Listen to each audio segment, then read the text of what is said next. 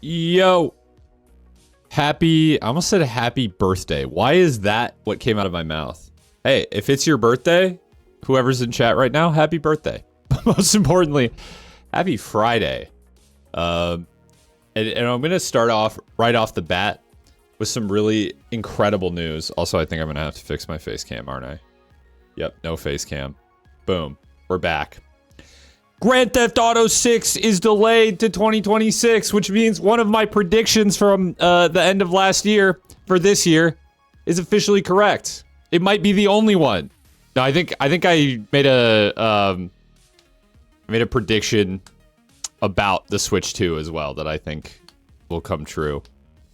A Silk Song. I said something about Silk Song too. I said Silk Song announced in 2025 but released in 2026. But it actually is looking like it will release this year. So we'll see. That one could be half wrong. But yeah, this is very important because it means that Nubby's Number Factory will be the game of the year. Why is my mic arm like... Okay, that time, it kept going limp. Like, I kept having to adjust it up because it was just like...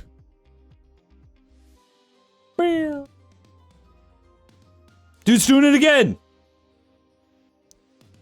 Just needs to be tightened, I think. Okay. There we go. Great start. Anyways, obviously Shotgun Cop Man gets Game of the Year. So yeah, that actually is a great segue into talking about what I am doing today. Which, to be honest, this will probably be a bit of a short stream because I am currently hard at work on a video. A very large Doom video. About my kind of just like feelings on Doom 2016 and Eternal, and how I think they're sort of building up. Yo, what's up, Blue Knight? Welcome. And how I think they're kind of building up to the Dark Ages. It is a 2-hour long video. It will be, I don't know if it will officially be my longest ever, but it will definitely be my longest ever, like in my current, like at my current level of like quality, I guess. Bomber, thank you for the 33 months of Prime. It's very weird that my my things aren't playing. Is it maybe just...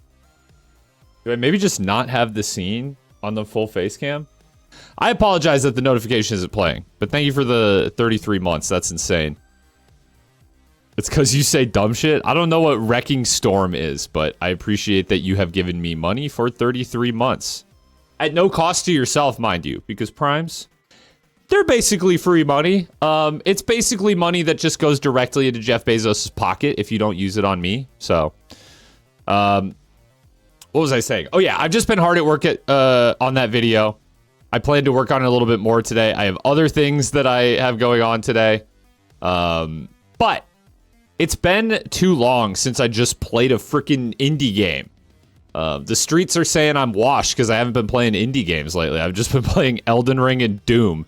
And it's not going to get better because I'm about to go play like a week straight of Dark Ages. So today, though, we are going to check out an indie game. I actually have 3 selected, and chat can vote on which one they want to see. So one of them is not new. It is White Knuckle. But then the other 2 are new, or new-ish. I played the demos for both of them a while back, but I have now the full version. One of which is Shotgun Cop Man, which is like a speed-running game where you have a shotgun and you use the shotgun to move around. It's pretty cool. And then the other one is Skin Deep, which is like a very goofy stealth immersive sim type game. Both of which I like the demos of, was keen to check out. But before we get to that, so let that simmer a little bit, you know, decide which one you want to see. Before we get to that, I want to check out, there has been new info. Did I watch the trailer? Is there something that I should watch in the trailer? I'll watch that last because I'm going to go through, there's new info today on Nightreign, and then there's new info on Doom Dark Ages within the last week that released specifically for PlayStation. It's going to be in all versions of the game, but I guess like for some reason they did a PlayStation exclusive trailer. Yeah, here I'll pull it up and then I'll watch that before we play. Shotgun Cop Man.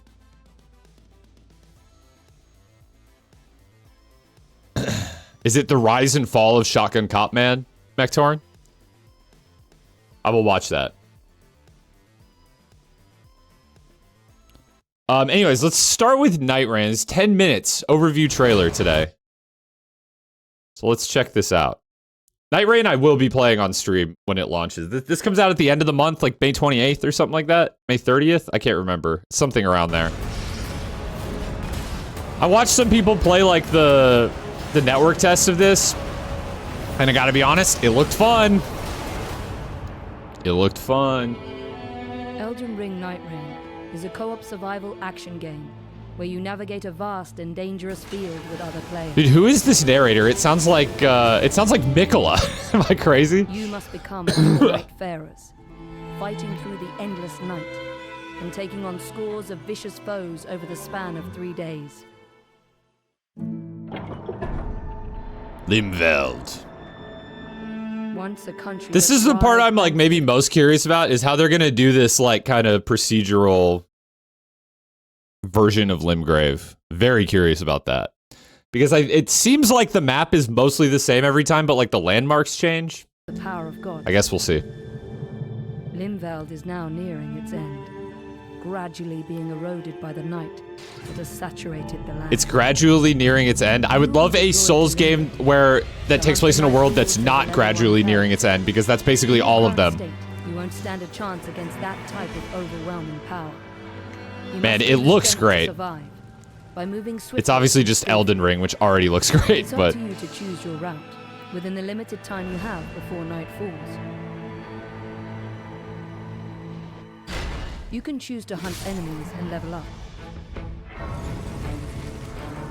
a Souls game where everything is good and everyone is happy. There was a game, God, what was it called? There was a game that was like described as a happy Souls game. I guess, well, Another Crab's Treasure, kind of. Although that world is actually kind of fucked up, too.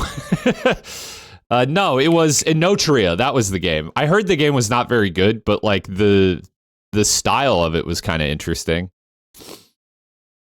But, yeah, I mean, I don't know. Very rarely, like, it's usually, like, it's almost like an obligation for a Souls-like to take place in a fucked up world where everything is bad. Happy Souls mentioned? Oh, well, true. That is also a thing. I was just talking about Happy Souls with someone. Or challenge powerful enemies wandering the land. Dude, that little backflip was sweet. I do like how the characters have unique, like, dodge and, like, block/parry mechanics. Whether you choose to move together or divide and conquer, your character's skills, playstyle, and traits should guide. Is the volume okay, by the way?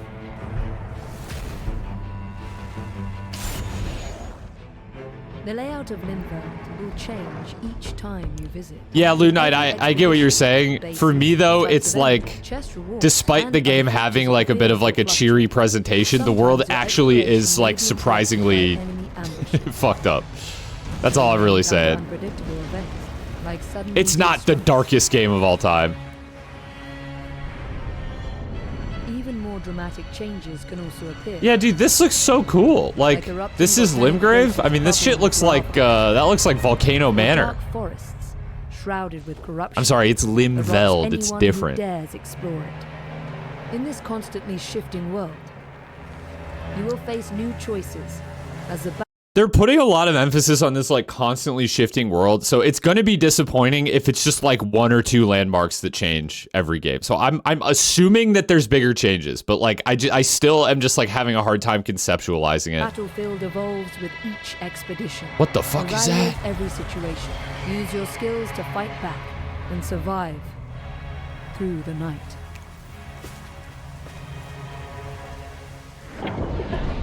Part 2.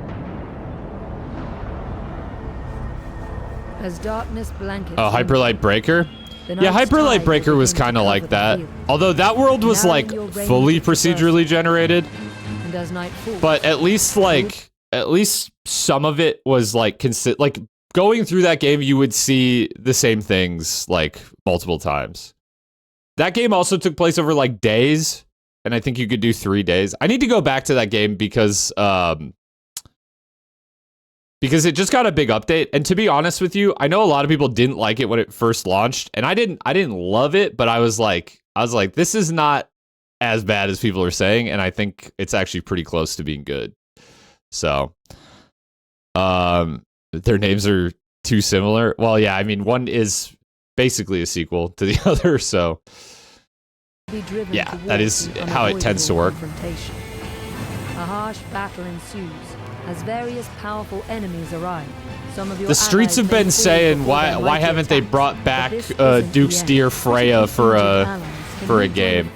Finally, we got peak Dark Souls 2 boss in Elden Ring. I'm being sarcastic if you can't tell.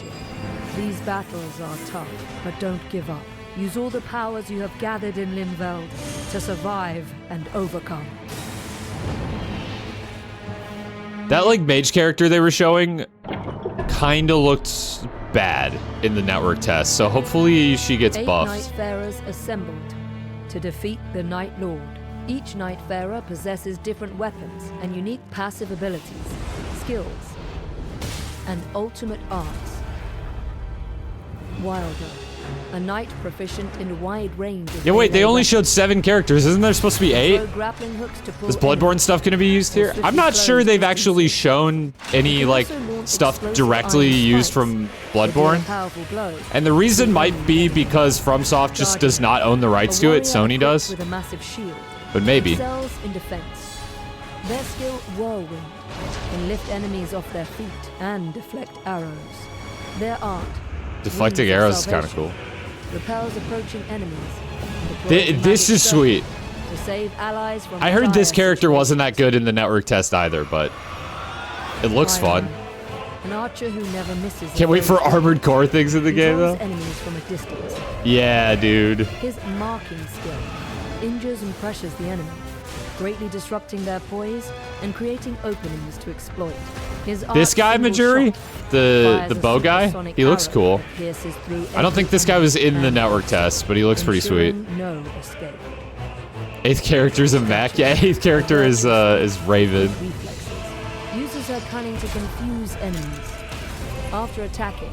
Oh yeah, I remember people saying Duchess. Is that this character's name? I remember people saying this one was really good in the network test. Her art finale hides her and nearby allies from the enemy's view, giving them a chance to adjust their positions or create an ambush. She's Bandit Risk of Rain 2. Raider. Or something. A seafarer who is resilient and unyielding. Yo, this guy's from Blasphemous 2. Minor attacks and rampages through enemies. His skill, Retaliate, strikes back with a powerful blow that cannot be interrupted by enemy attacks. His art, Totem Stellar, summons a colossal gravestone that serves as an attack. Okay, dude, that's pretty cool. Acts as a wall to block projectiles. That's pretty fucking awesome. I cannot lie. Damn, I had not seen that. That's sick. Recluse, a wielder of ancient Recluse, magic, right? collects the elemental attributes attached to enemies and allies. Yeah, it is Fortnite. Fort Rain. Fort, comma, night. Such as lightning-based or fire-based spells. Her art, Soul Blood Song, can also brand foes with an archaic glyph of blood that allows allies to recover health and magic by attacking them. I don't. That character seems like it should be good, but oh, there's a Sekiro character. And defeat the knight. Hey, you're right. They didn't talk about him.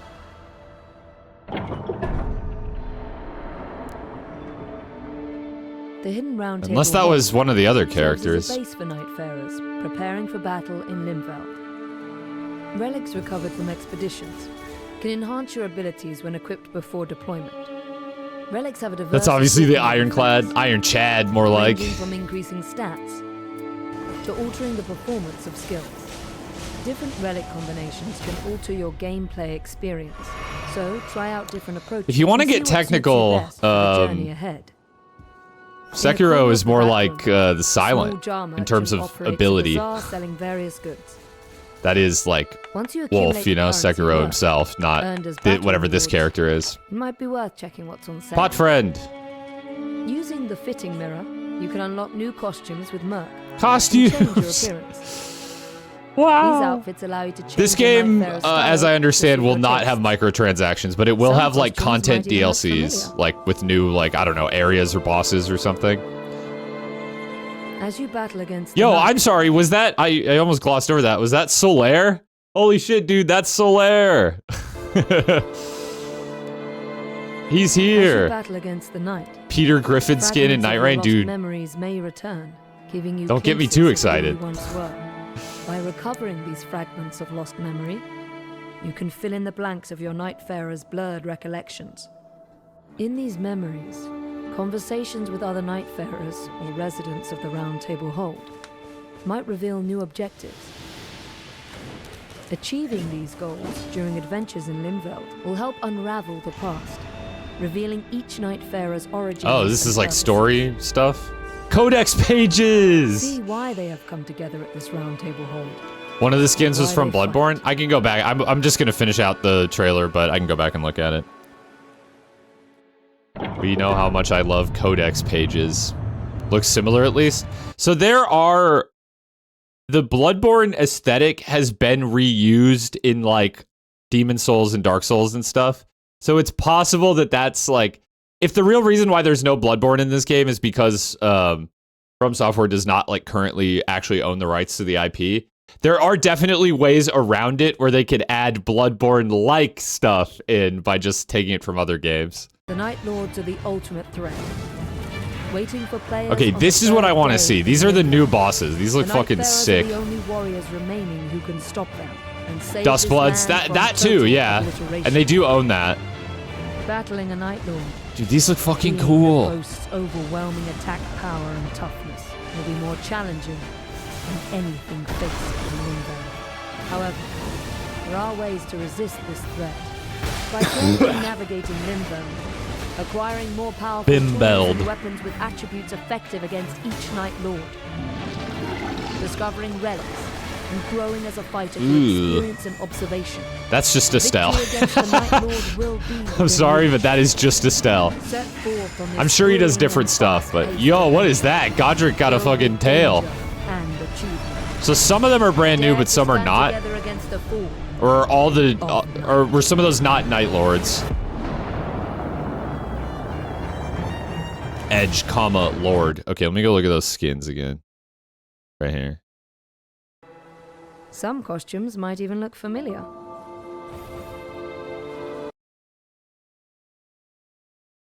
I don't think there's anything directly like this in Bloodborne. I could be wrong, but it does look very Bloodborne-esque. As you battle against the Interesting. night, fragments of your lost memories. Yeah, it looks fun. I don't know. There's a whole lot of like discourse about this game in terms of like, are they being too lazy with the asset reuse or something? But given From Software has always reused assets, looks like the guy from Greedfall. You know, it does actually. You're not wrong. From Software has always reused assets, and like this game is literally an Elden Ring game. So the fact that it bears similarities to Elden Ring just makes sense. At the same time, the gameplay is entirely new. There's obviously like similarities, but I don't know. I'm excited. Looks like the Invasion Quest guy from Dark Souls 3. Yes, that is what I was thinking. What is that guy's name? Leonard or something like that? Never understood the asset reuse complaint. I agree in general. Like, I would rather developers just reuse assets and that we get like more like cool new games more often. Bootfucker Bill. You're right. I think you're right. That's his name.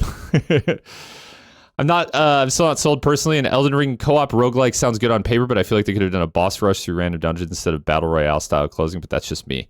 That was kind of my initial impression too, but after I watched some of the network tests, I thought the gameplay loop looked pretty compelling. So I don't know. And it's not a full price game either. I think it's like going to be $40.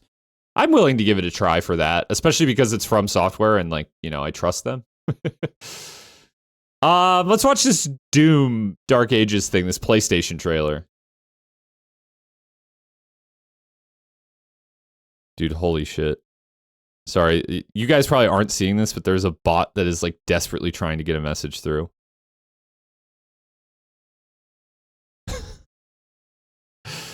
Go away!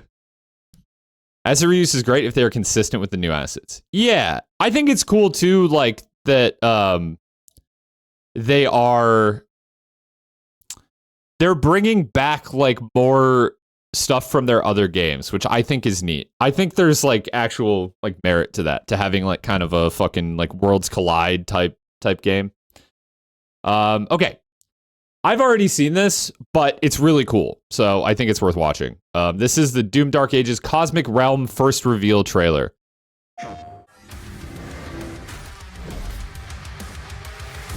From Soft Cart. Hello, everyone out there. Hello, Hugo. This is Hugo Martin, game director on Doom: The Dark Ages, reporting to you live from the offices here at id Software. Well, actually, it's a recording, but that's okay. We're here today to talk about Doom: The Dark Ages, releasing May 15th on PlayStation 5. And that's right around the corner. I can't believe PlayStation 5, wow.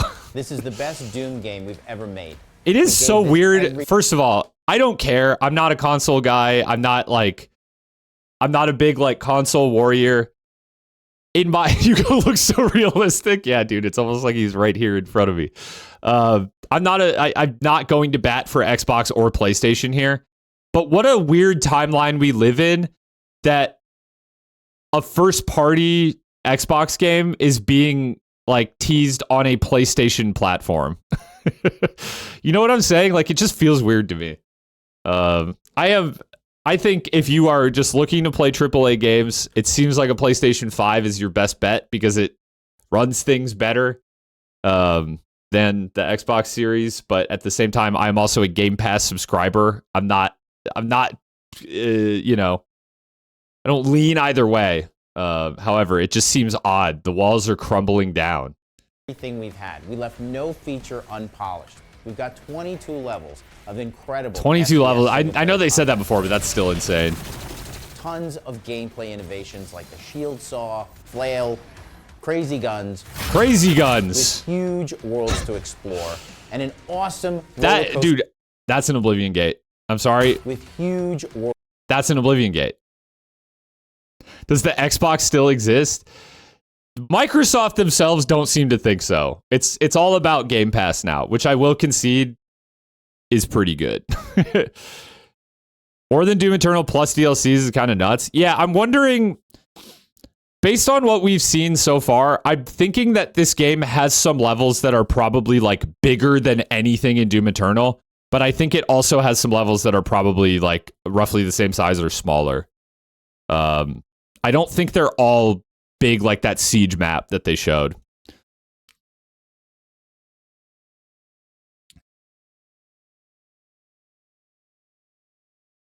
Maybe some mech levels. Yeah, that's true too. Or the dragon levels too. I think this game will be longer than Doom Eternal. But Eternal, even Doom 2016 is like a 10-hour game. It's like a 10-hour game if you do side content, like go for all the secrets and challenges and stuff. You know, maybe not on like Nightmare or whatever, but on like Ultraviolence, if you know what you're doing, that is a 10-hour game. Doom Eternal, maybe more like you could stretch it to like 12 to 15, doing all the like Slayer gates and stuff. It's shorter than that. I mean, I beat it on my most recent playthrough in 9. And that was, you know, a second playthrough where I knew like where a lot of stuff was and what was going on. I think my first playthrough took me like 10 or 11. Thousands of hours of gameplay threatens new Doom game. I mean, some people did it with Eternal. I like Eternal, but yeah, I don't think it has that kind of sauce for me. You're one of those. Yeah, I know. I mean, it definitely has much deeper gameplay than Doom 2016, which is fun to revisit every now and then, but it's not like a play all the time type of game either. I guess unless you got into the multiplayer, if you're one of the 5 people. Worlds to explore. Or a snap mapper. An awesome roller coaster ride of an action story to carry you through. Sorry to keep interrupting, Hugo. This will be an I'll let him cook. odyssey through a savage world full of powerful The Betrayer, villains, wow. crazy locations, and awesomely brutal He's weapons. Here. But if you've been following along, the you've heard all this iconic before. Doom You know Eternal Doom: character The Dark Ages Betrayer. is a premium single-player campaign. Doom featuring roguelike 3 could be core cool. I pillars of think that engagement. exists in like a WAD story, format and for I'm guessing you tuned original in because Doom. you want to hear something new, something about the And game apparently it's no pretty one fun. else has heard about. Well, I've got But a good modern one. Doom roguelike could be interesting. But it already exists. It's called We RoboQuest. have, as I said, fantastic. You're gonna be experimenting with that idea? I'd love to see throughout it. the story. One of them is totally unique for a Doom game. A space we've never been to. This looks really but a cool. world I've wanted to incorporate into the Doom universe for a while. The Cosmic Realm. A mighty Doom? Wow, that's a little different story too. You will bear witness This to looks the so fucking sweet. Like, I feel like... How do I put this in a way that isn't gonna piss everyone off? If you are someone who doesn't like how kind of like colorful and cheery Doom Eternal is, I'm not saying I feel that way personally, but I've seen that argument enough times. This feels like a good way to explore different like environments without it being like too, you know, I don't know, cartoonish and like comic booky. Like this looks fucking sweet. It's obviously not like a kind of design vernacular that Doom has really explored a lot of, but it does look fucking awesome. Yeah, Jupiter Hell does not strike me as Doom at all, at least gameplay-wise, maybe like visually. Cyclopean architecture of this Lovecraftian dimension. But isn't as that you like a explore isn't that like a its darkest tactical secrets and battle RPG? its Like most insane that's enemies. way different. An unholy union between Hell and the Cosmic Realm has been formed. Why, you ask? Well, you're gonna need to watch the story to find out. No spoilers here today. But this partnership has given Thank birth you, to Hugo. some new type of adversaries for the Slayer to fight. Enemies It's the like fastest Cosmic turn-based Baron, tactical RPG I've ever played. That's pretty twin-bladed cool. brute. Maybe I He need to attacks check with that out. relentless pressure, and at range releases a flurry of psionic attacks that can block your projectiles and rip through your precious health. I don't But know fear not, because embedded in his if a attacks are tactical parry RPG windows that a skilled this guy looks sweet, doomsayer too. should be able to exploit should he This is or the she Baron, be right? brave enough to stand and fight.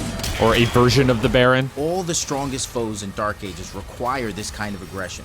You weave your way through the maze of projectiles, just like in classic Doom, to then go toe-to-toe with the biggest demons we've Cosmic ever Baron, thank created. you. And after you've dispatched Very the original Cosmic name. Baron, be careful, because rising above the dark horizon, Okay, the you'll find Cacodemon's the crazy. powerful Cacodemon, a hybrid between the two dimensions and He said powerful, okay, guys? This is not your gulp Doom Eternal Cacodemon. They're powerful again. Hopefully. newly designed for this game. This floating mass of telepathic terror will stun players with his advanced shield attacks and cripple you with his tentacle strikes should you allow him to get close. But you can counter these enemies' This assaults looks with sweet. a new weapon, born from the mollusk swamps of the Carthul marshes. And I think the thing that I'm most excited for is the new weapons. Because in Eternal, the weapons were really good and the alt fires were like mostly very inspired. But they were really like kind of new interpretations of the same weapons in Doom 2016. You know, minus some new additions, like the ballista was new, kind of, but it was also a little bit just like the Gauss rifle, cannon, whatever the fuck it's called. But the weapons in this game look really new, and they all look really inspired too. So I think that's cool. ancient tool from dimensions beyond our own. They're The not all Reaver new, of Shot. course, but they look more different than from 2016 A to brutal Eternal. ballistic iron Put it mace that of way. death. Fire it quickly to unleash a light attack to a single foe. Hold Where's the down pistol, trigger though? To charge the Chaos Sphere and unleash brutal long-range melee strikes, turning That's your pretty enemies' cool. It's like insides into nice demonic nice pulp. stun This from weapon that is thing. unlike anything we've ever had in an id game. I wonder how It ammo brings is gonna the work on that. fantastic melee combat featured in Doom the Dark Ages to a whole new, brutal level of bone-breaking destruction. The sound, the design, the visuals, this weapon is amazing. There are Really so excited many for the more Barrett secrets to 50 cal and the reveal and AN94 they're adding to the new legends to Doom forge game, here in as the well new as the world we've combat crafted knife. Let's I go, think you'll combat find your time knife. here to be full of intrigue and bloody, bone-crunching mayhem. And it Yeah, will I like all the Doom look Eternal amazing on combat your knife, but it was a little PlayStation too 5, big. featuring cutting-edge, Yeah, it was more of a sword. ludicrous mode graphics powered by the all-new id Tech 8. The innovations in this latest version of id Tech allows us to have more content. Yeah, these visible big on open screen arenas, than I think someone ever said it last before. time I watched it, Bigger spaces one of with these longer trailers, but it views, looks very more enemies to Serious fight, Sam. More destruction, better feedback, a better gaming experience. We have fully dynamic lighting powered through ray tracing, which has allowed us to iterate faster tracing. during development, I don't care. empowering our team to make better art not gonna lie. Flying on like a laser dragon is really cool, but all the gameplay I've seen of the dragon segments look kind of terrible. I want to believe that it's going to be fun, but it does not look fun. And I was thinking about this because I'm working on that video for Doom 2016 and Eternal. I think about the Revenant segment from Doom Eternal, and like obviously that's there to just feel like, hey, battle mode is the thing that exists.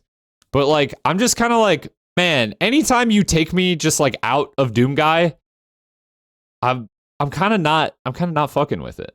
Maybe the mech stuff could be cool. Yeah, those look better than the dragon stuff. But I'm just like, why are we trying to do so much different stuff? Yeah, Doom Guy is already the perfect vehicle. That's a great way to put it. And especially because they're talking about him being like a kind of do-it-all tank in this game. I'm like, why are we straying away from that? Faster. id Tech 8 is a purpose-built engine made specifically for Doom the Dark Ages, with performance that's buttery smooth at 60 frames per These second. guys look sweet too. I don't even know what that Play enemy as good is. as it looks. Have they said what it's called? And there's so much more, to be honest, that we still have yet to share, but we just wanted to give the Sony fans something special. The Sony as we head into fans! launch. Is that me? We cannot wait Thank to you, share Hugo. this experience with you. I've never, It is well, the I shouldn't say I've biggest never and owned a most Sony complete console, but I haven't epic owned game one we since the have ever PS2. made. It plays fantastic on the PlayStation 5 and, of course, the PlayStation 5 Pro. There will be so many things to see, abilities to unlock, and demons to crush in Doom the Dark Ages when it releases on May 15th. So from all of us at id, thank you so much for your time and continued support. See you soon. Pog, it looks sweet. I've not read Berserk. But yeah, that looked great. Every time I watch one of those trailers, I'm just like, it looks cool. I'm excited. I don't have a ton to say. If it plays fantastic on both, why get the Pro? Probably the Pro will be able to accommodate some of the like ray tracing shenanigans they're doing. I don't know though, to be honest with you.